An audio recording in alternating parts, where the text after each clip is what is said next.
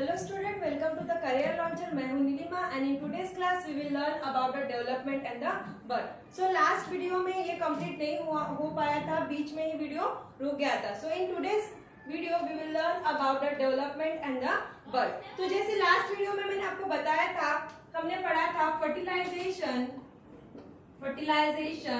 and the gamete formation. ठीक है. So gamete formation which occurs with the help of the meiosis type of a cell division. ये हमने already पढ़ा है और मैं इसको बार बार रिवाइज भी कर रही हूँ क्योंकि इसके ऊपर हमेशा ही क्वेश्चन पूछा जाता है, तो इसको हमेशा ध्यान में रखना है. ये जो गमीट फॉर्मेशन प्रोसेस होती है, गमीट मतलब कौन सा, मेल के केस में होता है हमारा gamete, that is nothing but a sperm, and female के केस में जो गमीट होता है that is nothing but a ovum, जिसको हम लोग क्या बोलते हैं, oocyte भी बोला जाता है और इसको क्या बोला जाता है, एग भी बोला जाता है. सो ऐसे तीनों नाम होते हैं फीमेल के गमीट्स के. So gamete formation which is occurred by the process of a meiosis, ठीक है, which occurred by the process of the meiosis. और यही रीजन है कि ये जो स्पर्म और ओवम, ये दोनों भी जो मेल एंड फीमेल गमीट है, इनके अंदर जो क्रोमोसोम प्रेजेंट होते हैं वो कैसे होते हैं, हैप्लॉइड. ठीक है, तो ये भी क्वेश्चन पूछा जाता है हैप्लॉइड है या डिप्लॉइड. सो हैप्लॉइड का मतलब जैसे एन होता है और डिप्लॉइड का मतलब होता है ट्वाइस एन. तो जो हमारे फीमेल और मेल गमीट बनते हैं, इनके अंदर क्रोमोसोम नंबर्स जो होते हैं वो कैसे होते हैं, हमेशा हैप्लॉइड. क्यों हैप्लॉइड होते हैं, because this male and female gamete which are produced by the process of a meiosis type of a cell division. कौन सी टाइप के सेल डिवीजन से होते हैं, मियोसिस. तो ये हमेशा ध्यान में रखना, इसके ऊपर ऑब्जेक्टिव क्वेश्चन भी आता है. ठीक है. सो उसके बाद हमने देखा था फर्टिलाइजेशन. ठीक है. सो फर्टिलाइजेशन जैसे मैंने आपको बताया था, fertilisation is a union of male gamete and a female gamete to form a zygote. Fertilisation की डेफिनेशन क्या है, union of a male gamete that is nothing but a sperm and a female gamete that is nothing but a ovum. जब इन दोनों का union होता है, after the union it forms a zygote. that process is nothing but a fertilization. उस process को क्या बोला जाता है, फर्टिलाइजेशन. तो ये जो फर्टिलाइजेशन प्रोसेस होती है, it is a internal in a human, it is a internal process inside the human being.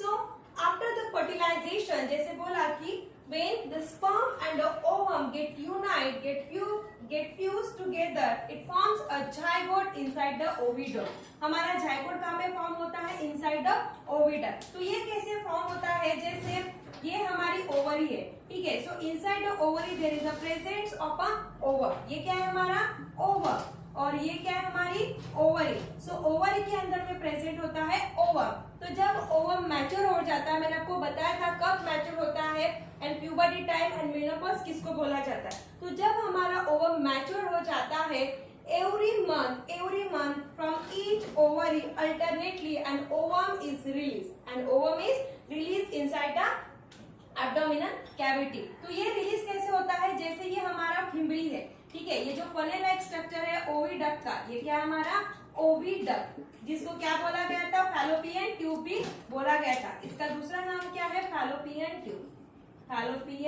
Tube भी बोला जाता है. ठीक है. सो इसके जो फनेल लाइक स्ट्रक्चर है, एंड में यहाँ पे ऐसी ओपनिंग प्रेजेंट होती है. थ्रू दिस ओपनिंग ये ओवम इस ओविडक्ट के अंदर में क्या करता है, एंटर करता है. ठीक है. तो जब ये एंटर करता है ड्यूरिंग अ कॉपुलेशन पीरियड भी मैंने बताया था, ड्यूरिंग अ कॉपुलेशन पीरियड मतलब कौन सा पीरियड होता है, सेक्स पीरियड. ठीक है. So during the copulation period the semen is ejaculated inside the vagina. ये क्या है, vagina. So during the copulation period यहाँ से सीमेन इजेक्ट किया जाता है, क्योंकि मैंने आपको बताया था semen is a combination of a sperm and a secretion of a various gland. तो सीमेन के अंदर में क्या प्रेजेंट होता है, sperm. So during the copulation semen is ejected inside the vagina. ठीक है.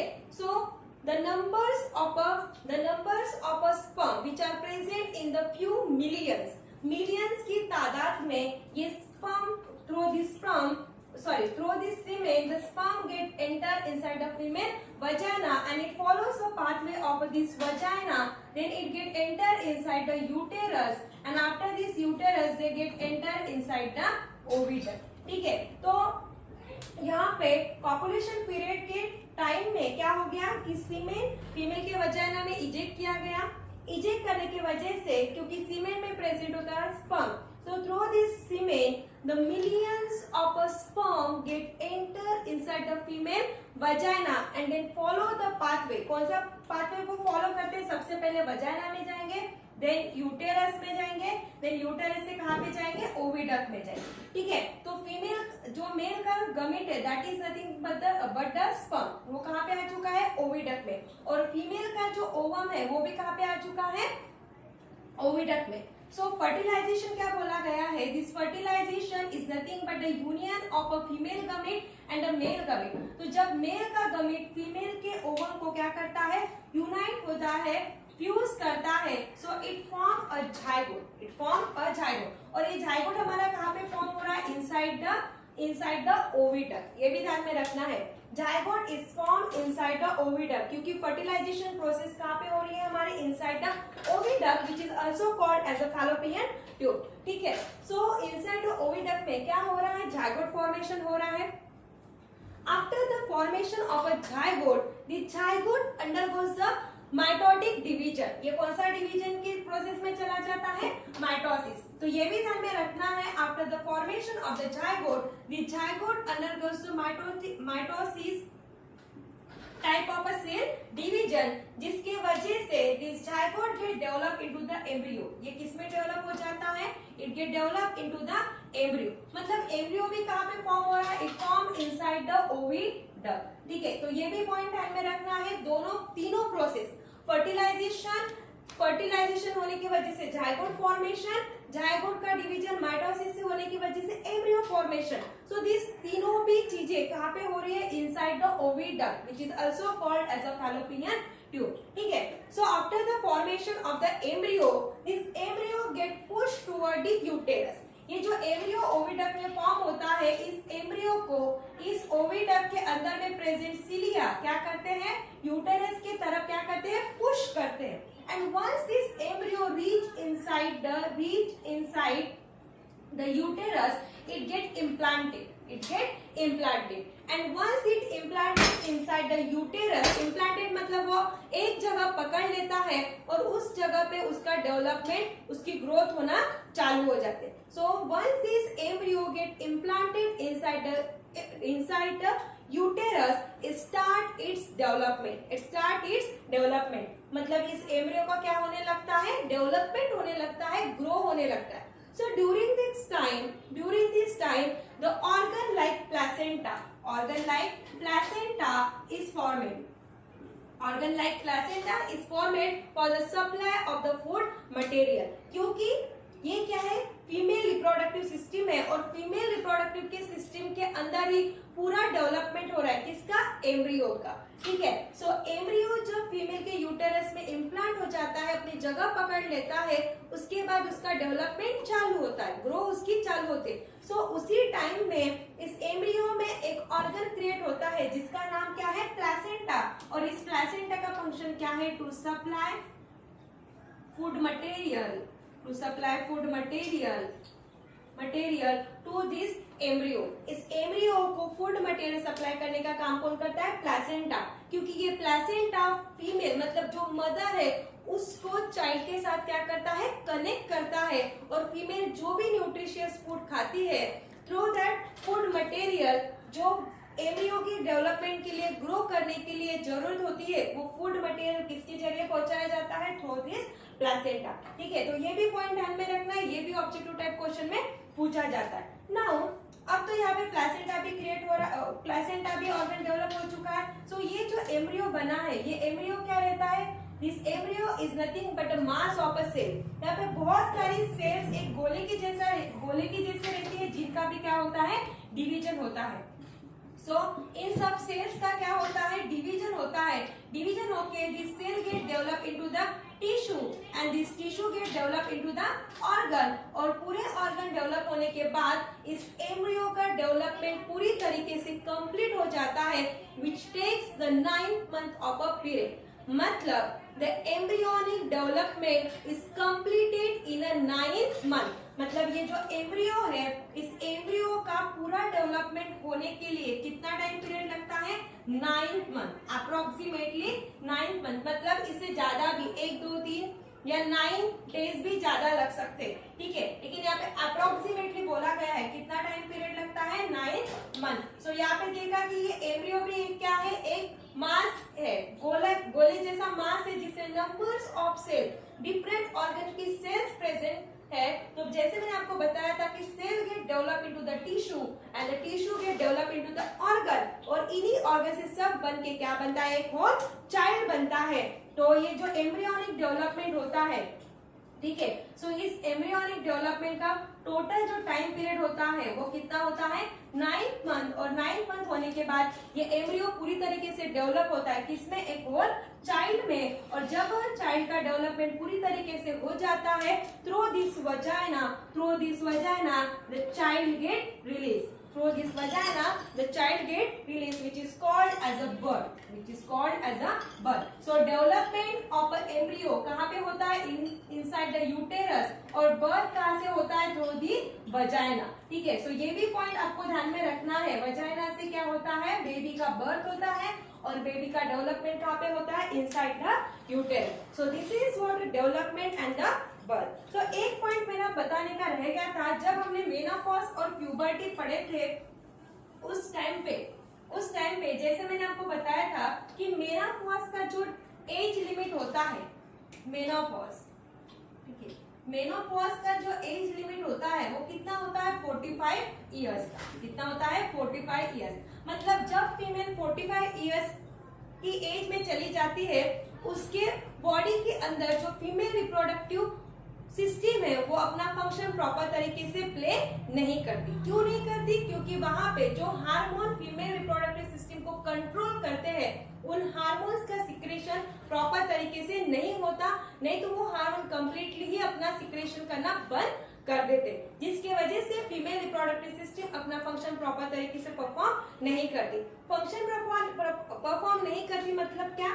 जैसे हमने देखा है कि फीमेल रिप्रोडक्टिव सिस्टम में हर एक मंथ में दोनों भी ओवरी से अल्टरनेटली, मतलब एक मंथ में एक ओवरी से तो दूसरे मंथ में नेक्स्ट वाली ओवरी से क्या रिलीज होता है? ओवम रिलीज होता है। So that is nothing but the function of a female reproductive system. तो जब फीमेल मेनोपॉज एज में चली जाती है, मतलब 45 इयर्स की हो जाती है, तो उसके बॉडी के अंदर फीमेल रिप्रोडक्टिव सिस्टम का ये वाला फंक्शन परफॉर्म नहीं होता है, ठीक है। सो इन केस अगर फीमेल की एज कितनी है? 40 to 50 इयर्स के बीच में, 40 to 50 इयर्स के बीच में, मतलब इसके बीच में क्या आ रहा है? 45 इयर्स आ रहा है, मतलब अभी वो कैसी? मेनोपॉज एज में जाने के पास में। सो when the oocyte is released from the ovary, when the oocyte or ovum is released from the ovary during the last few months nearing the age of a menopause, मतलब जब ovum ऐसी female की over से release होता है जो अभी menopause as में जस्ट जाने वाली है, मतलब उसकी एज कितनी हो चुकी है? 41 या 42, 43 या 44। तो अगर ऐसे फीमेल के एज से ओवम रिलीज हो रहा है, and if such a ovum get fertilise with the sperm, what will happen?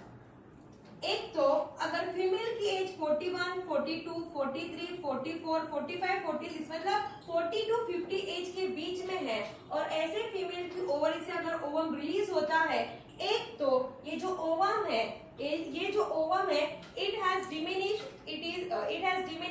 its cell division property. इसकी जो सेल डिवीजन की प्रॉपर्टी है वो डिमिनिश हो जाती है, ठीक है, मतलब वो इतना ज्यादा एक्टिव नहीं रहता है सेल डिवाइड होने के लिए। तो उसके वजह से क्या होता है? जैसे हमने देखा कि ये ओवम क्या है? This ovum is nothing but a female gamete. ये क्या है? फीमेल गमीट, जो कि कौन से टाइप की सेल डिवीजन से बनता है? मियोसिस, ठीक है।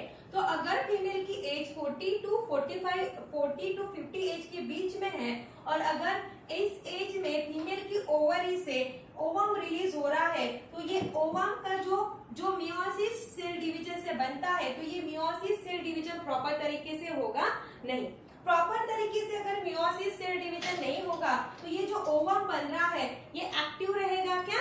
नहीं रहेगा। और अगर ऐसा ओवम स्पर्म को फर्टिलाइज करता है तो इस टाइप में क्या होता है, इन सच अ केस जो चाइल्ड बनेगा, क्योंकि अगर ओवम स्पर्म के साथ फर्टिलाइज होगा तो क्या बनाएगा? जाइगोट बनेगा। और एक बार जब जाइगोट बनेगा तो उसका डेवलपमेंट किसमें होगा? एम्ब्रियो में। और एम्ब्रियो का डेवलपमेंट किसमें होता है? चाइल्ड में। तो अगर ऐसा ओवम स्पर्म के साथ फर्टिलाइज होता है उस टाइम में कुछ एबनॉर्मेलिटीज रहेगी, किसमें? चाइल्ड के अंदर। कौन सी एबनॉर्मेलिटीज रहेगी?